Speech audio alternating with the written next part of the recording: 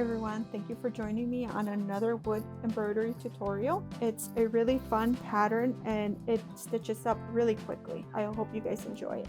As you can see here, I've stitched up one portion of this pattern. I'm going to go ahead and stitch the lower portion, and this is a mirrored image, so it does work best if you actually tackle this project this way by completing one half and then working on the next.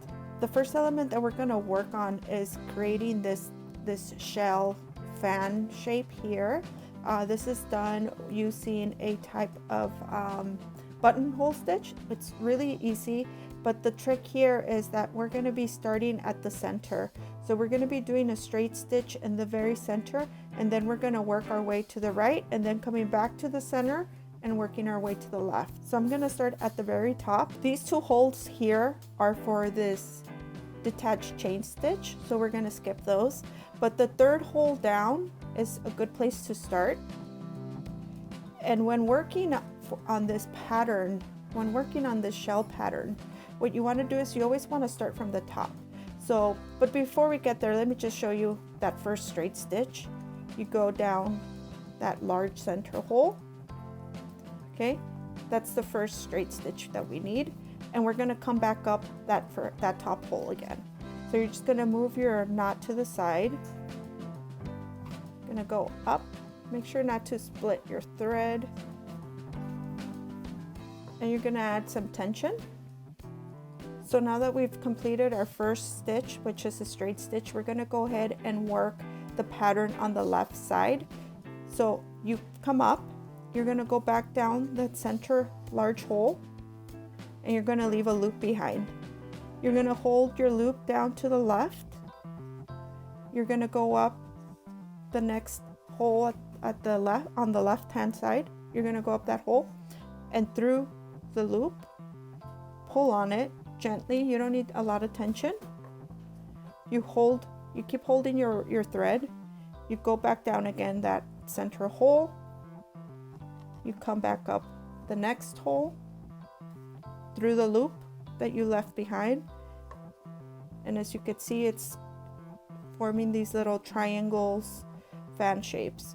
So again, you go back down the large hole and you come up the next fan hole.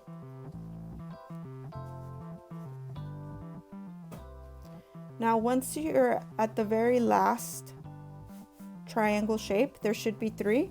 1, 2, 3. You're going to tack this one down by just going back down that same top hole. All right, so we've completed half of our shell shape.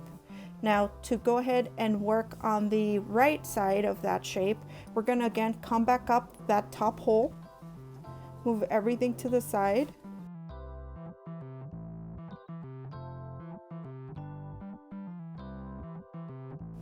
and we're going to go back down the large center hole, leave a loop behind, and come up the next hole. Pull to get your triangle shape and hold your thread there. Go back down the large hole and back up the next shell hole.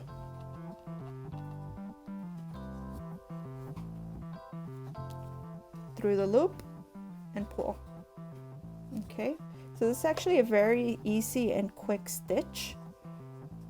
Once again, when you get to your final triangle shape, we're going to tack it down by going down that same hole. Okay, so we're going to again just tack it down.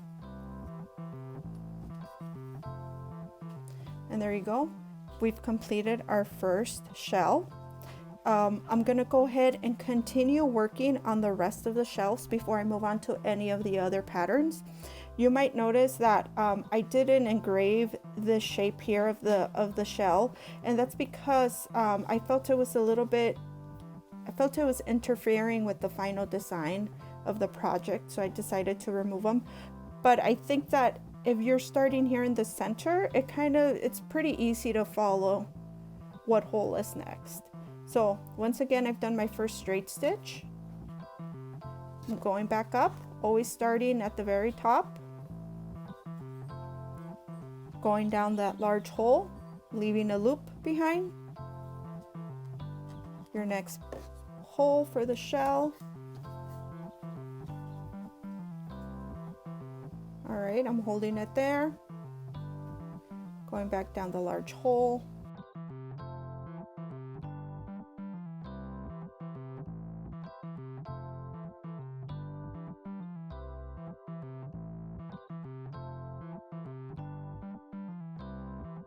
Then we're tacking the last triangle shape down. And if there's a lot of splitting, you could go ahead and just maneuver your thread down.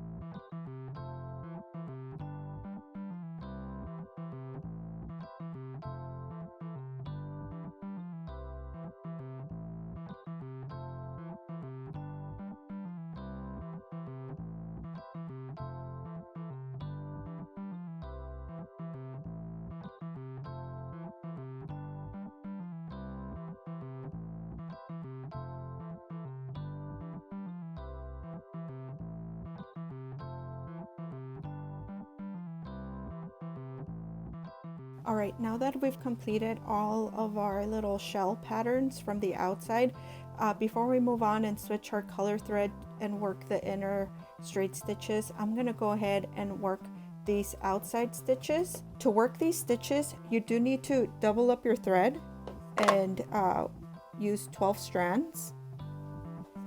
The stitches here on the side are very straightforward. They're just simple straight stitches.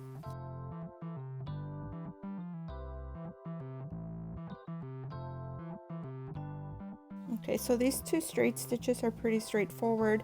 Now the ones for these two little elements, it does work best if you work the two side straight stitches first and then work the center one.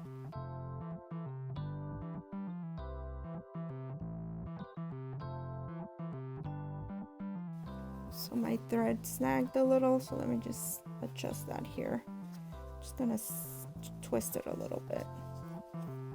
So you want to first do the two outer stitches, and then the last one should be the one in the center.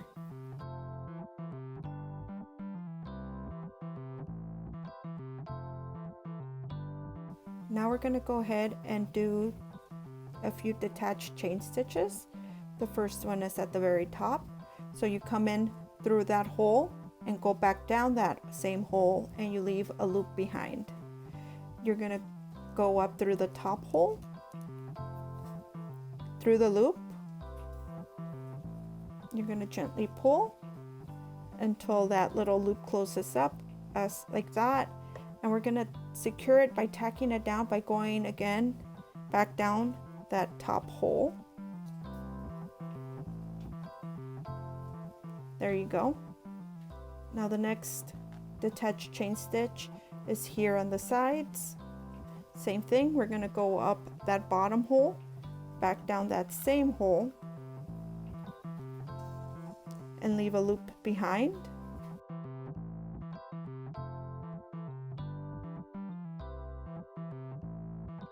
Go up the top hole, through the loop. You're going to pull to close up the loop, and then we're just going to go ahead and tack it down.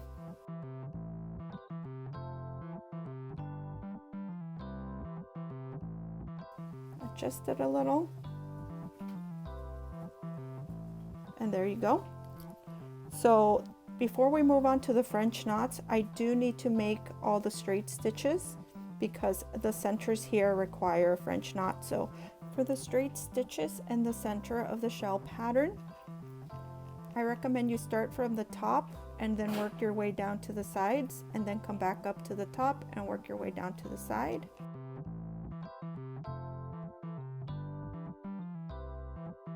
And try to go through the center of the hole. And you're gonna have to push that thread of the pattern, the shell pattern, to the side to get through.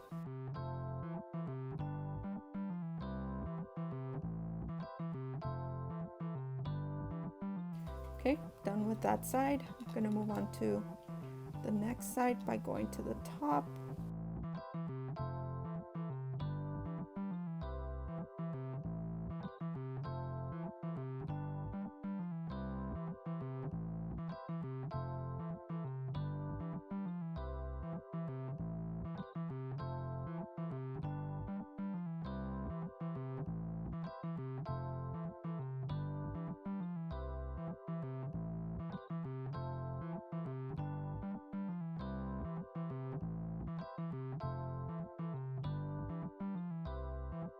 Now that we've completed all of the straight stitches for the little shells, I'm going to go ahead and move on to work the French knot. Each knot consists of 2 turns. You're going to go in through the hole. You're going to wrap your thread around the needle twice. 1, 2. You're going to hold tension on this thread. You're going to go back down that same hole you started, and as you could see, I had to lay down the piece. It just makes it easier for me to do this on camera. I'm maintaining tension on this working thread. I'm gonna push the needle down. I'm pulling. I continue to maintain tension at the top. It's creating a loop, and that is what forms the knot. So once again, I'm going through the hole. I'm going to wrap my thread around the needle twice. 1, 2. I'm maintaining tension on this left thread. I'm going back down the hole that I came up. I'm pushing the needle through and pulling. I'm maintaining tension on this thread. And as I get closer, I continue pulling and adding tension. And that creates that little ball knot. If you relax the tension on this thread, on this part of the thread, when you're working your French knot, you're just gonna get a flatter knot, which is fine also. It's just like a style preference.